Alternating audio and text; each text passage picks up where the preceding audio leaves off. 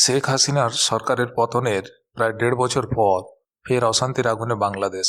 ২০২৪ সালের জুলাই আগস্টের রক্তক্ষয়ী ঘটনাকে যদি হিংসার প্রথম পর্ব ধরা হয়, তবে গত ১৮ই ডিসেম্বর থেকে শুরু হয়েছে দ্বিতীয় পর্ব, যার সূচনা ওসমান হাদির হত্যাকাণ্ডে।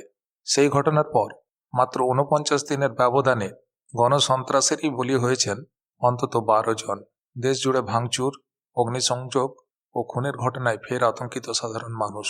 আগামী ১২ই ফেব্রুয়ারি নির্বাচনের আগে এই অস্থিরতা ভোটের পরিবেশকে কতটা প্রভাবিত করবে তা নিয়ে উঠছে প্রশ্ন।